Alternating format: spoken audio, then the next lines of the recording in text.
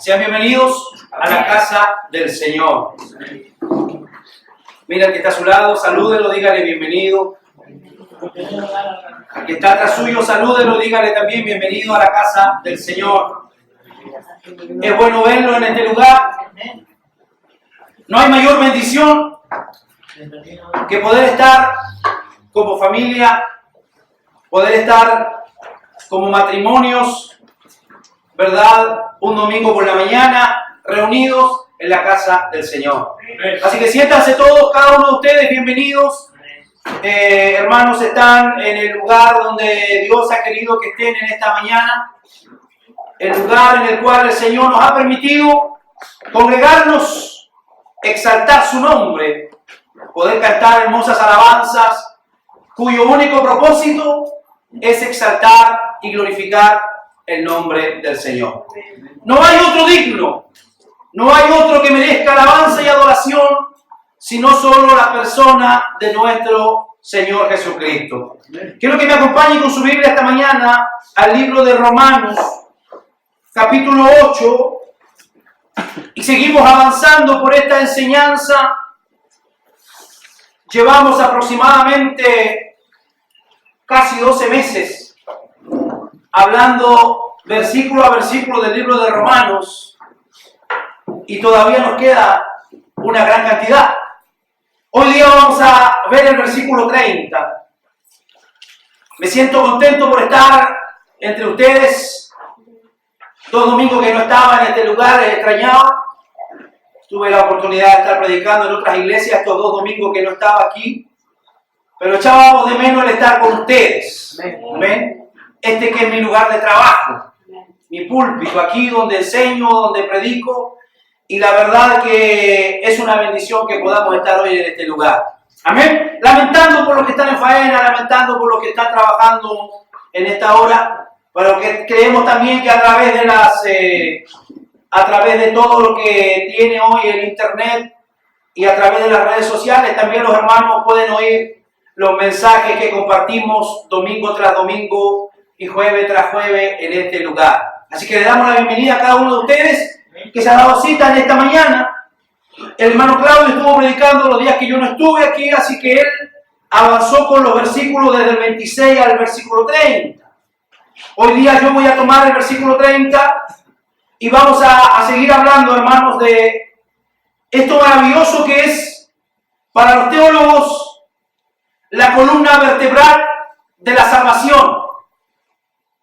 Otros le llaman la perla del Evangelio, que se centra y se encuentra entre el versículo 28 y el versículo 30 de Romanos. El versículo 29 les hablaba a ustedes la semana pasada de la presciencia de Dios. Cómo es que Dios, antes de la fundación del mundo, ya había decidido en su soberanía poder darle salvación a muchos de los que están hoy sentados aquí en la silla de la iglesia. A través de ello, el verso 29 dice, porque a los que de antemano conoció también los predestinó. Lo que decía mi hermano recién en su lectura devocional.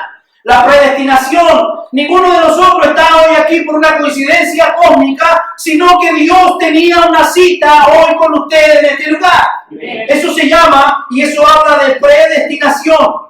A los que predestinó a ser conforme a la imagen de su Hijo para que Él sea primogénito entre muchos. Lo que Dios busca a través de esto, hermano, es que cada uno de nosotros vayamos avanzando en el plan de la salvación hasta poder llegar un día a tener el carácter y a poder parecernos tanto a la persona de Cristo cuando llegue el momento y cuando sea el tiempo de la glorificación. Ahora avanzamos hasta el verso 30 y ahí vamos a estar hoy día. A los que predestinó, a estos también llamó. Y a los que llamó también los justificó. Y a los que justificó, a estos también glorificó.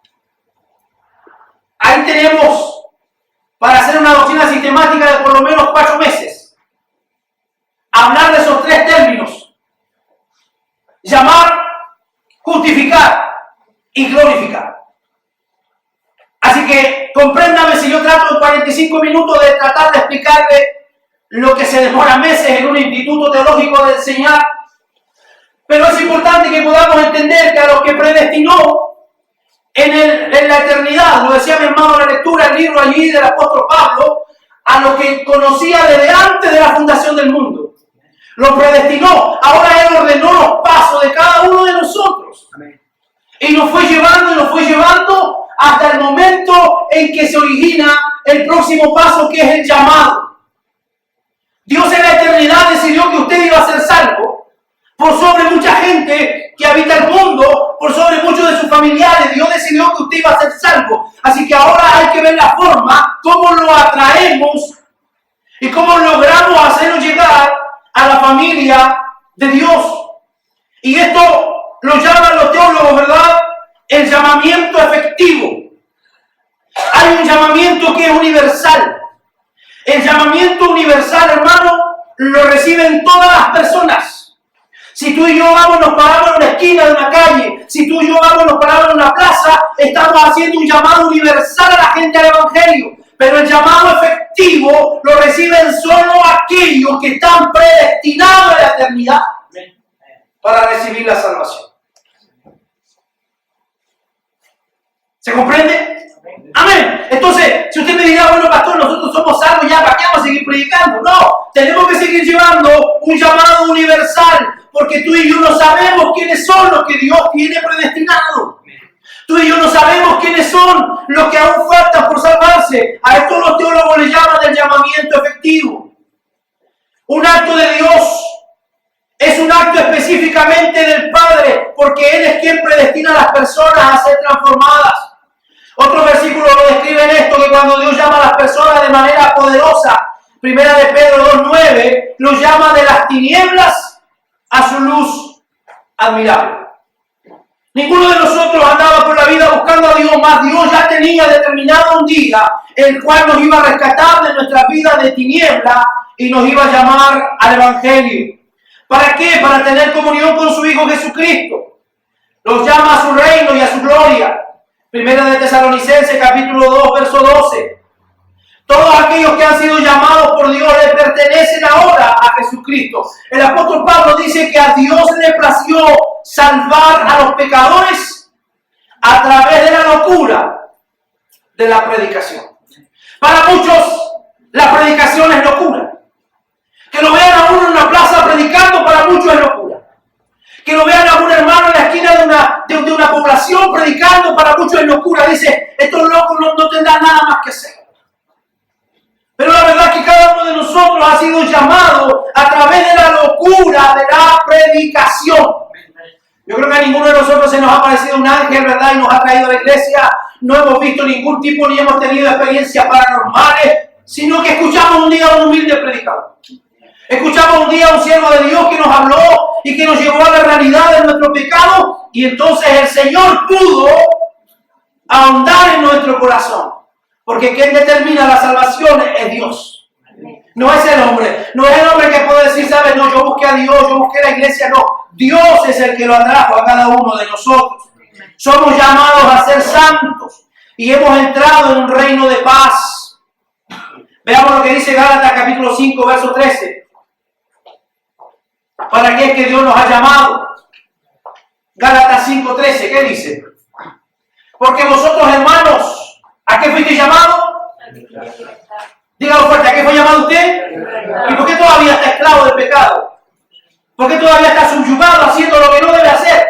Ustedes, hermanos, fueron llamados a libertad, solamente que no uséis la libertad como ocasión para la carne, sino servidos por amor los unos a los otros. Ahora que somos libres, no debemos usar la libertad como libertinaje.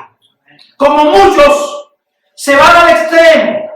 Y muchos dicen, bueno, ahora yo soy salvo, así que yo ahora puedo hacer esto, lo otro, aquí, allá, y se siguen enredando en problemas y en pecaminosidad. Si Dios nos hizo libres, fue para que podamos ofrecerle servicio a su obra y a nuestros hermanos. Este llamado es más bien algo así como una citación del Rey del Universo. Si yo le pudiera dar a usted ahora mismo el micrófono y le dijera, hermano, ¿usted se acuerda el día que el Señor nos llamó? Y sé que todos ustedes tendrían una experiencia linda, maravillosa que contar. Pero yo quiero decirle que eso fue una citación con el Rey del Universo. No fue ni una coincidencia. No fue ni porque me invitó mi compadre, porque me llegó mi papá, me llegó mi mamá. No.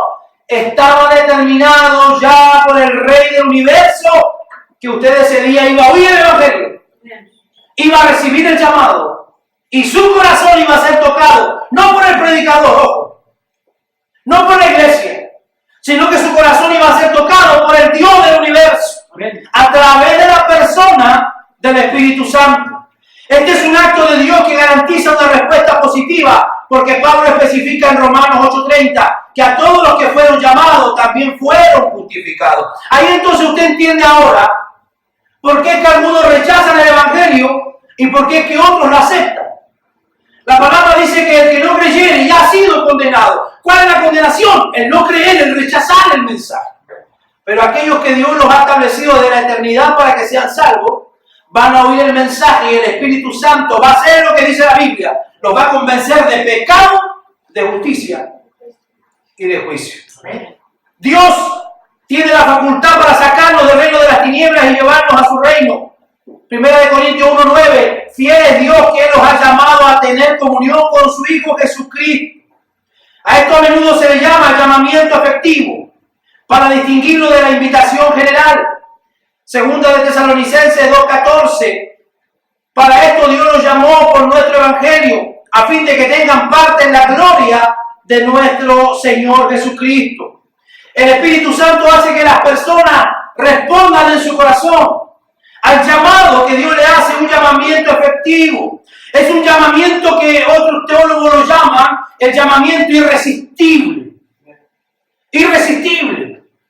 Que no hay forma de resistirlo. Entonces por eso es que alguien dirá, bueno, ¿y qué pasa con los inconversos? ¿Y qué pasa con aquellos que no creen en el Evangelio? Bueno, no es que ellos tengan tanto poder para resistir al Espíritu de Dios, sino que simplemente usted fue llamado. Usted tenía el llamado de su corazón, usted Dios lo tenía escogido, así que apenas usted siente la voz del Espíritu Santo, usted fue contristado. Y usted pudo reconocer que necesitaba de Dios. Aparte de su propia respuesta voluntaria al Evangelio sobre la fe y el arrepentimiento, lo que provoca la presencia del Espíritu Santo. Juan 6:44 dice, nadie puede venir a mí si no lo trae el Padre que me envió. Nadie puede venir. Nadie puede autollamarse cristiano. Nadie puede autollamarse discípulo de Jesús si realmente el Maestro no lo trae a través de lo que Dios le ha entregado. Por eso que la Biblia es clara y dice, muchos estaban con nosotros. Van a permanecer un tiempo con nosotros, pero no van a terminar su carrera. Estaban con nosotros, pero no eran de nosotros, así que se fueron para manifestarse. Que no todos los que están con nosotros realmente son de los nuestros. A distinción del llamamiento efectivo, que es por entero un acto de Dios, podemos hablar del llamamiento del Evangelio en general, que se hace por medio del predicador y por medio de la palabra. Cuando hablamos de la salvación, en la predicación humana del Evangelio hay que incluir tres elementos importantes. Cada vez que nosotros, hermanos, tenemos la posibilidad de predicar el Evangelio, hay tres cosas que no pueden faltar en nuestra predicación. Primero, Romanos 3:23, lo dijo mi hermano Luis. Todos han pecado. Tenemos que partir de la base en nuestra predicación para llamar al arrepentimiento, enseñando que todos han pecado. No importa cuánto te esfuerces por ser bueno, no importa cuántas buenas obras hagas, todos están bajo pecado. La Biblia dice, por cuanto todos pecaron, están todos destituidos de la gloria de Dios. Romanos 6:23, tenemos que enseñar que la paga por ese pecado es la muerte. Quisiéramos no decirlo porque es fuerte, pero la paga del pecado es la muerte. Y tercero, que Jesucristo murió para pagar la pena de nuestro pecado, Romanos 5:8. Entonces, cada vez que nosotros exponemos el Evangelio, no pueden faltar estas tres esencias, que cada uno de nosotros es pecador. No importa lo bueno que parezca o que crea ser, es pecador. El Señor lo dice, no hay justo, no hay bueno, ni aún uno. Cuando se le acercó a alguien le dijo, maestro bueno, ¿qué debo hacer para tener la vida eterna? Jesús le dice, ¿por qué me dice bueno? No hay bueno, ni hay justo, ni aún uno. Así que dígale a que está a tu lado, tú no eres bueno. Te creía que era bueno. Oh, qué buen padre soy. Hoy no era bueno. No hay ninguno bueno sobre la faz de la tierra. Tiene que haber una invitación a una respuesta personal de parte del individuo. Una invitación a responder personalmente a Cristo con arrepentimiento y fe. Con arrepentimiento y fe. El Señor fue claro en esto. Cuando Él dijo, carguen con mi yugo y aprendan de mí, pues no soy humilde de corazón y apacible, y encontrarán descanso para su alma, porque mi yugo es fácil y ligera mi carga. Es lo que hace el Señor, se da cuenta, los llama al arrepentimiento, al descanso. También, Mateo 11:28, ven a mí y te daré descanso. Esta es una invitación genuina. Juan también habla de la necesidad de una respuesta personal cuando dice, vino a lo que era suyo, pero los suyos no le recibieron. Juan 1:11-12, más a los que le recibieron, o sea, a nosotros, a los que creen en su nombre, les dio derecho a ser llamados hijos de Dios. ¿Cuál era nuestra calidad antes? Pecadores, empedernidos. Pero ahora, como hemos aceptado a través de la fe, hemos venido a llamarnos hijos de Dios. Apocalipsis 3:20, el Señor extiende una invitación, una respuesta personal. Él dice, mira que yo estoy a la puerta y llamo. Si alguno oye mi voz y abre la puerta, entraré y cenaré con él y él conmigo. Esta palabra habla de aquella iglesia que era muy bonita, habla de la iglesia que era muy elocuente, habla de la iglesia que hacía muchas cosas por el Señor, pero que realmente el Señor no estaba dentro de sus reuniones. ¿Será que a veces hacemos tantas cosas por Dios? ¿Será que a veces hacemos tantas cosas por la familia? ¿Será que a veces hacemos tantas cosas por la iglesia, pero realmente Dios no está ocupando el lugar que le pertenece, que es el centro de mi corazón? En la Biblia se menciona el arrepentimiento y la fe junto al referirse a la conversión. En otras ocasiones el arrepentimiento va a venir como consecuencia de la palabra a través de la fe. La proclamación del Evangelio genuina debe incluir una invitación a tomar una decisión. La palabra aquí nos decía en este versículo 30 de Romanos, que a los que Dios predestinó, luego los llamó. Por lo tanto, hermano, la iglesia no puede dejar de predicar el Evangelio. Amén. Si hay algo que no podemos dejar de hacer, es predicar el Evangelio, porque Dios tiene que hacer efectiva esa línea, como decía yo, esa columna vertebral. Los amó, los conoció, luego los predestinó y ahora tiene que llamarlos. Pero ¿qué dice el Evangelio? ¿Cómo irán? ¿Cómo irán si no les predican? ¿Cómo puede la gente venir al arrepentimiento si no hay gente que le predique? Juan 3:16, ¿qué dice? Porque tanto amó Dios al mundo que dio a su Hijo unigénito para que todo aquel que le cree no se pierda, mas tenga vida eterna.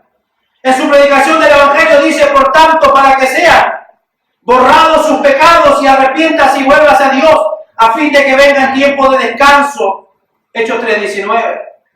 Hay una importancia tremenda, hermano, en el llamado del Evangelio. Romanos 10:14. ¿Y cómo creerán en aquel de quien no han oído? ¿Cómo creerán en aquel de quien no han oído? Hay mucha gente, hermano, a lo largo del mundo que lo único que sabe de Dios es lo que ve hacer a los cristianos. Porque aunque a usted le parezca raro, hay casas donde no hay una Biblia. Y lo único que la gente sabe de Dios es lo que ve que tú y yo hacemos. Entonces, si tú y yo damos una mala impresión, la gente va a tener una mala impresión del Evangelio. Por eso es que es importante el testimonio del cristiano. Porque ellos no tienen la posibilidad de tener una Biblia. Y segundo, la tienen, no la entienden, no, la leen y no la entienden. Por eso la palabra nos dice hasta hoy, nos confronta, hermanos.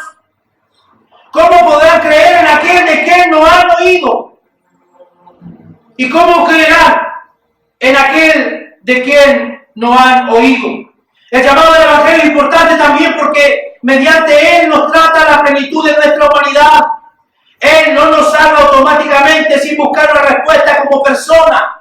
Más bien dirige el llamado del Evangelio a nuestro intelecto, a nuestras emociones y a nuestra voluntad. Habla a nuestro intelecto para explicarnos en su palabra la realidad de la salvación. Habla a nuestras emociones para entenderte una invitación que Él espera que tú puedas responder. Una comprensión correcta es lo que la palabra del Señor demanda de cada uno de nosotros. No poder predicar, no poder enseñar un evangelio que muchas veces no llena las expectativas de la gente. Por años se ha predicado el evangelio de prosperidad, se ha predicado el evangelio de salud, se ha predicado el evangelio de milagros, pero cuando la gente llega a la iglesia ve una realidad distinta. Y muchos de ellos se sienten defraudados, se sienten decepcionados. Hermano, la realidad del evangelio es que Dios está airado con el pecador todos los días. Y que lo que necesita el pecador es arrepentirse para poder ponerse a cuenta con Dios. Y que la única manera de poder reconciliarnos con Dios es a través de la fe. Por tanto, la iglesia, hermano, toma y forma un complemento importante para llevar a cabo esta labor que el apóstol Pablo habla aquí. Dios ya los ha predestinado, Dios ya los ha amado, pero la iglesia ahora va llamando a los que Dios ha predestinado. Luego de que Dios los llama, ¿qué es lo que hace? Versículo 30 de Romanos, ¿qué dice que hace Dios? Los llama, a los que también llamó a esto los justificó. Hemos hablado muchísimo de la justificación, pero puede que alguien no lo entienda todavía. La justificación se define como un acto legal.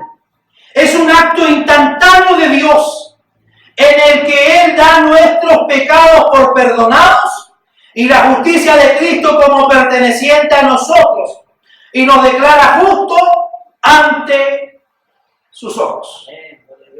Eso es la justificación. En pocas palabras, y no usando términos teológicos, la justificación es que en la cruz del Calvario ocurre un acto maravilloso en el que el Señor toma todos mis pecados en la cruz, se los carga sobre Él y toda la justicia y la santidad que Él tenía, ahora Él la recarga en mi cuenta. Entonces, el Señor nos presenta ante su Padre como perdonados, como inocentes, como sin culpa.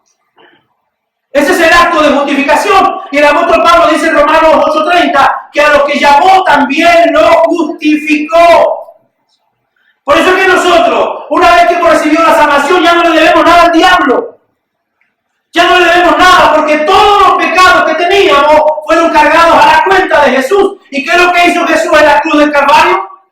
Triunfó.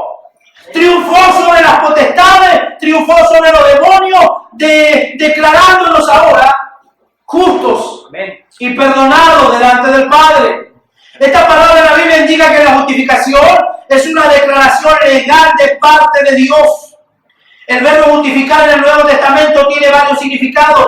Uno de ellos, dicario, que es un sentido de declarar justo. Declarar justo. ¿Qué es lo que significa justificar? Declarar justo. El apóstol Pablo lo habla en Romanos 4:5 cuando habla de Abraham. Sin embargo, al que no trabaja, sino que cree en el que justifica al malvado, se le toma en cuenta la fe como justicia. Porque la justificación no vino por lo que yo hice. La justificación no viene por mis obras. La justificación no viene por lo buen tipo que yo soy, sino que la justificación viene por la muerte de Cristo en la cruz del Calvario. Entonces la justificación es parte de lo que mi hermano Luis decía adelante, es parte de ese paquete de regalo que viene con la gracia. Cuando la gente entiende lo que es la justificación, tiene que ser gente muy agradecida. Muy agradecida, porque nuestros pecados decían que éramos culpables. ¿Culpables de qué? Culpables de juicio. Desde el viejo que muere hasta el niño que nace, están todos bajo maldición por el pecado de Adán. Entonces, el rumbo el cual nosotros íbamos a llegar sin Cristo era el infierno. No había otra opción. Íbamos todos a parar al infierno, pero cuando Cristo aparece en escena, en la cruz del Calvario, Él nos justifica. Y ahora somos perdonados. Y ahora hay una traducción que dice que lo que hace Jesús es ponernos a cuenta con el Padre. El acto de la justificación es ponernos a cuenta. Le debíamos a Él porque habíamos fallado, habíamos pecado, pero ahora Dios nos ha puesto a través de la justificación a cuenta con el Padre. Dios declara justo ante sus ojos.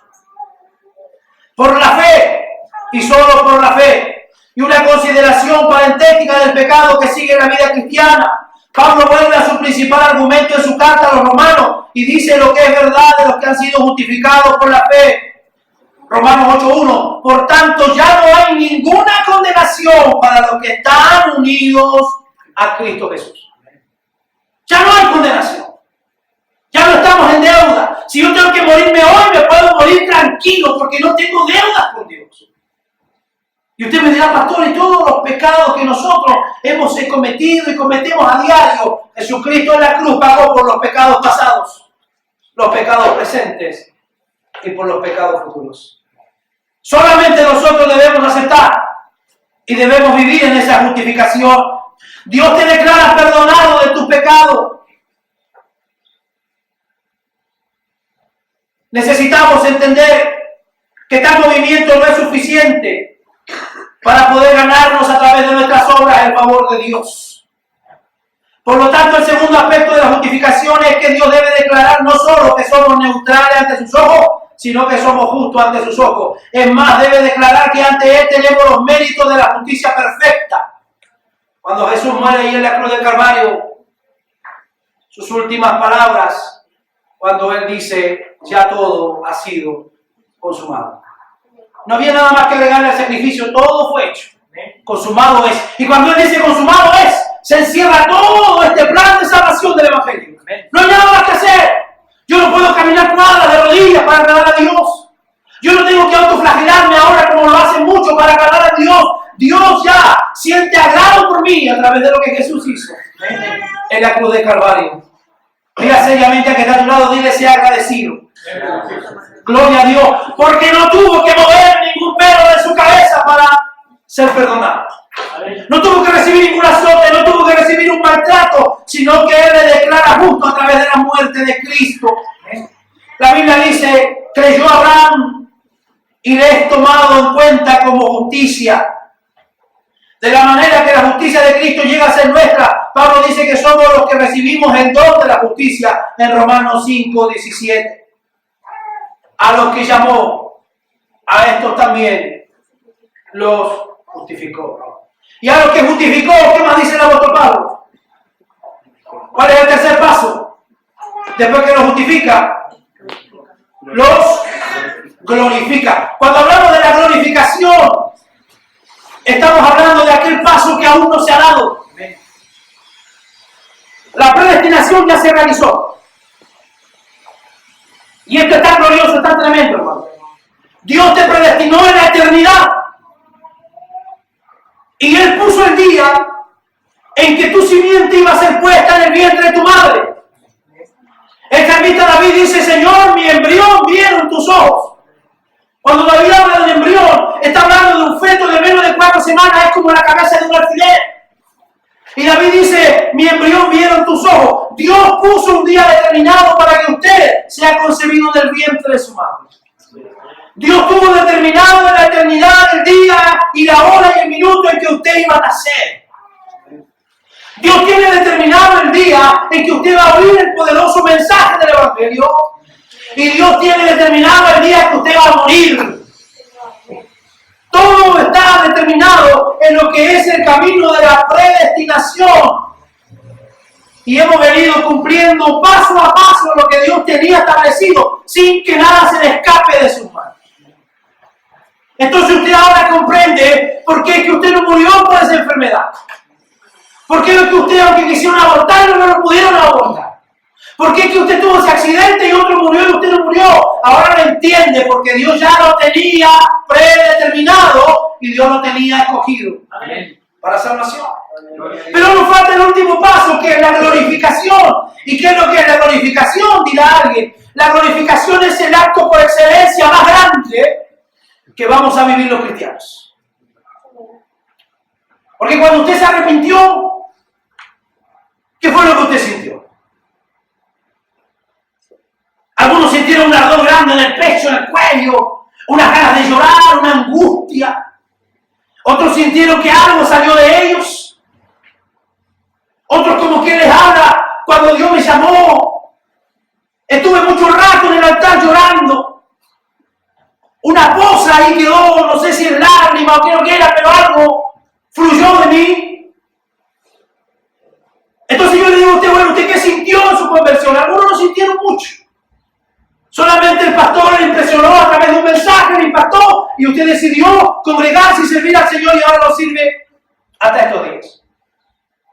Pero cuando llegue el día de la glorificación, ese es el acto más maravilloso que está esperando la iglesia.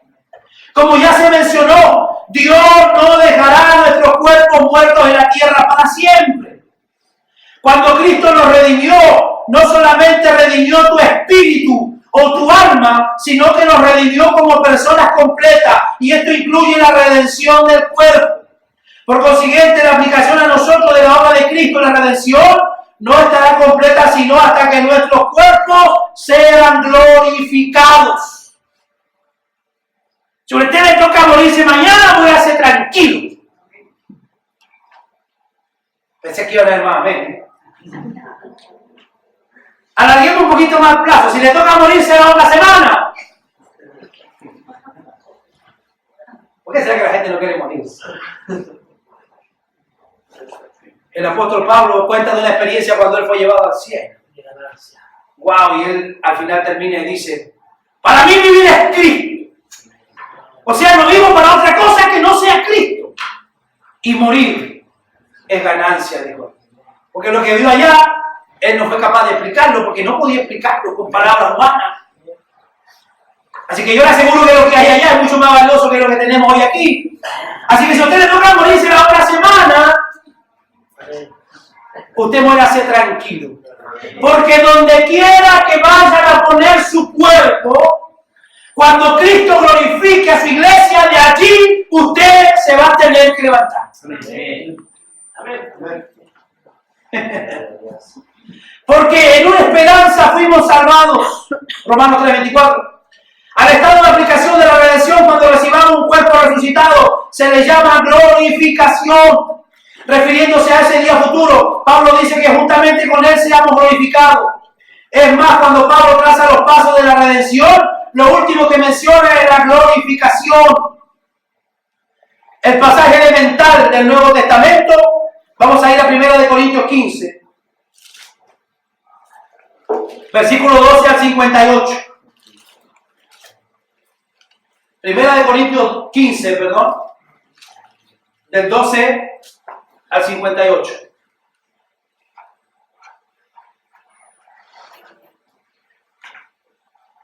Pero si se predica de Cristo que resucitó de los muertos, como dicen algunos entre vosotros, que no hay resurrección de muertos.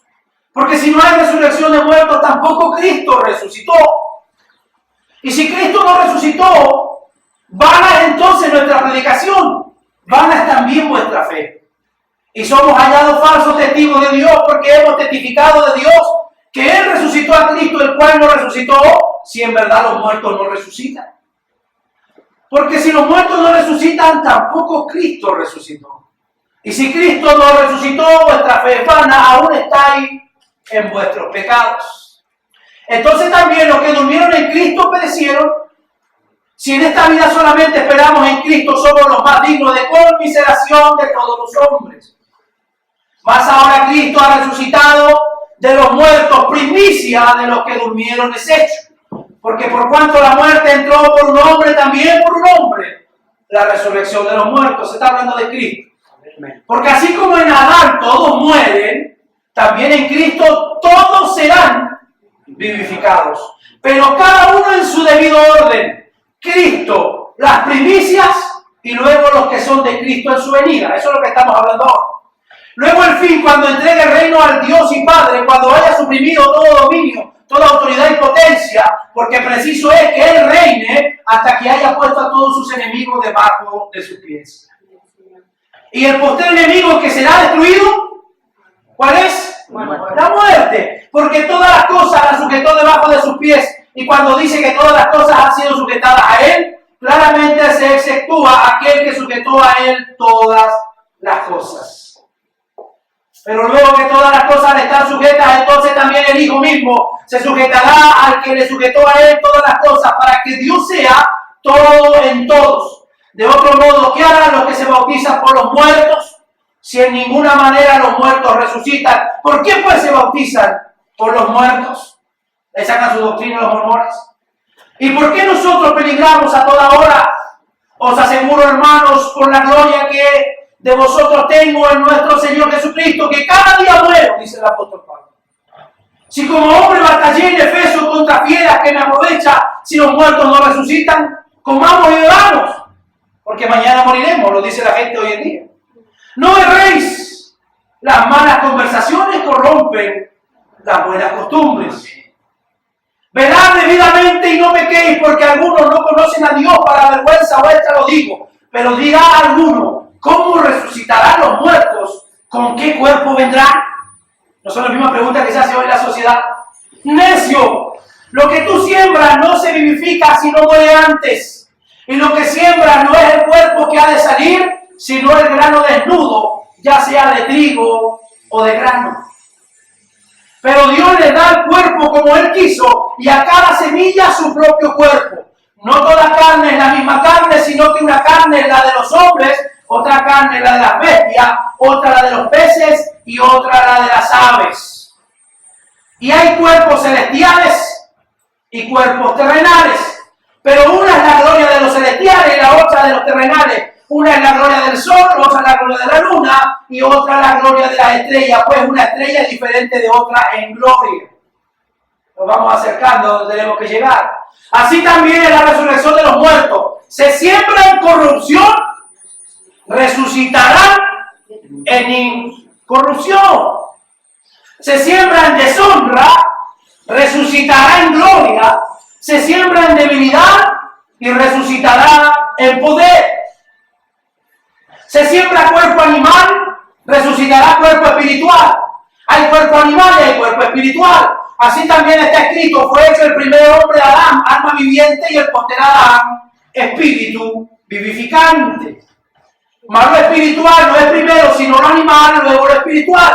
Y el primer hombre de la tierra terrenal, el segundo hombre, que es el Señor, es del cielo.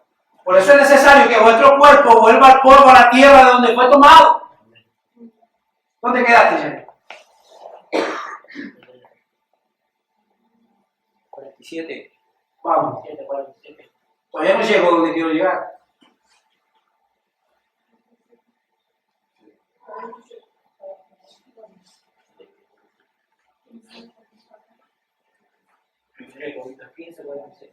¿Dónde quedaste? 15:47, vamos. Queda poco, no te canses, vamos. El primer hombre de la tierra ya. ¿Cuál es el terrenal? Tales también los terrenales. ¿Y cuál es el celestial? Tales son los celestiales. Vamos, espérate. Y así como hemos traído la imagen del terrenal, también traeremos la imagen del celestial. Pero esto digo, hermanos, que la carne y la sangre no pueden heredar el reino de Dios, ni la corrupción hereda la incorrupción. Quédate un poquito ahí, Jenny. La carne y la sangre no pueden heredar el reino de Dios. Por eso es necesario que el hombre vaya primero al polvo. Porque la carne tiene que quedar allí, la sangre tiene que quedar allí. Lo que vamos a recibir nosotros ahora, si avanzamos, va a ser un cuerpo diferente. Y aquí, ¿qué dicen? Os digo un misterio. ¿A cuánto le gustan los misterios? Pablo dice, he aquí, yo os digo un misterio. No todos dormiremos. ¿Se da cuenta? Pablo está diciendo, oye, les voy a decir una. Les voy a contar un misterio. No todos dormiremos. ¿Qué quiere decir? Que no todos vamos a morir. Cuando Cristo venga, algunos van a estar vivos todavía. Pero todos dicen, seremos transformados. Vivos y muertos. Vamos a ser transformados. En un momento, en un abrir y cerrar de ojos. Esto me apasiona, este texto me apasiona. Saca todo lo evangelista. En un abrir y cerrar de ojos. Vamos, ¿cuánto demora usted en pestañear? Así de rápido va a ser. En un abrir y cerrar de ojos, a la final trompeta, porque se tocará la trompeta y los muertos serán resucitados incorruptibles, ya no con ese cáncer que nos enterramos, ya no con esa leucemia que se nos llevó, ya no con esa diabetes que prácticamente lo mutilaron completo. Dice que ahora serán resucitados incorruptibles y nosotros seremos transformados. Gloria a Dios. Nuestro cuerpo va a ser transformado. ¿Qué más dice? Seremos transformados porque es necesario, dígalo, es necesario, que esto corruptible, o sea, esta carne, se vista de incorrupción y esto mortal se vista de inmortalidad. Y cuando esto corruptible se haya vestido de incorrupción y esto mortal se haya vestido de inmortalidad, entonces se cumplirá la palabra: sorbida es la muerte en victoria. Cuando tú y yo recibamos cuerpos incorruptibles de gloria, la muerte ya no va a poder con nosotros. ¿Por qué hoy día la muerte tiene autoridad con nosotros? Por el pecado. Por eso es que Jesús fue santo en todo. Por eso es que la muerte no lo pudo retener. Al tercer día Él se levantó con autoridad porque el pecado no lo había infectado a Él. Y para que tú y yo pudiéramos ser salvos, necesitábamos que el que fuera a la cruz fuera sin pecado, porque tenía que resucitar. Por eso no podía haber sido cualquier gurú, no podía haber sido cualquier maestro, no podía haber sido cualquier judío. Tenía que ser alguien que no tuviera pecado para que pudiera triunfar sobre la muerte, porque la muerte no tuvo autoridad sobre él. Si hay algo que ahora tiene autoridad la muerte en nosotros, es por el pecado. Y a través del pecado, todas las enfermedades que de una u otra manera nos van a llevar para allá. Pero llegará el día en que nuestro cuerpo y nuestra mortalidad será vestida de incorrupción y entonces se cumplirá la palabra sorbida en la muerte en victoria. También lo habla Primera de Tesalonicenses, capítulo 4, versos 13 y 14. Pero aquí Pablo afirma que Dios traerá con Cristo a los que han muerto, sino que también afirma que los muertos en Cristo resucitarán primero. Tampoco queremos, hermanos, que ignoréis acerca de los que duermen, para que no os entristezcáis como los que no tienen esperanza. ¿Cuántos de los que están hoy aquí, si se mueren, saben que tienen esperanza? ¿Y cuál es mi esperanza? Mi esperanza es que al poder cruzar el umbral de la muerte, yo voy a tener a alguien que me está esperando. Y no es mi abuelita ni mi abuelito, es Jesucristo. Más allá de la muerte, tengo al amigo de los amigos, Jesucristo. Para que no te entristezcáis como los que no tienen esperanza. Porque si creemos que Jesús murió y resucitó, ¿cuántos creen que murió y resucitó? Así también traerá Dios con Jesús a los que durmieron en Él. Verso 15. Por lo cual os decimos esto en palabra del Señor, que nosotros que vivimos, miren de nuevo, que habremos quedado hasta la venida del Señor, no precederemos, o sea, no nos vamos a adelantar a los que durmieron, a los muertos. Porque el Señor mismo, con voz de mando, con voz de arcángel y con trompeta de Dios, descenderá del cielo y los muertos en Cristo. Así que usted muera tranquilo. Resucitarán primero. Luego nosotros, los que hayamos quedado, seremos arrebatados juntamente con ellos en las nubes para recibir al Señor en el aire y así estaremos siempre con el Señor. Todos los días de nuestra vida estamos esperando ese glorioso día. Yo quisiera que fuera hoy, pero todavía falta gente que debe oír el Evangelio. Y mientras no esté el último de los gentiles haya ingresado a la salvación, entonces Cristo no va a aparecer. Hasta cuando todos aquellos por los cuales Él murió, el último entre, entonces el Señor va a aparecer. Y nuestro cuerpo va a ser transformado. Y si alguno de nosotros ya está muerto, va a levantarse de la tumba para recibir al Señor. Y gozarse y deleitarse en presencia del Señor por toda una eternidad. Cierre sus ojos. Oremos.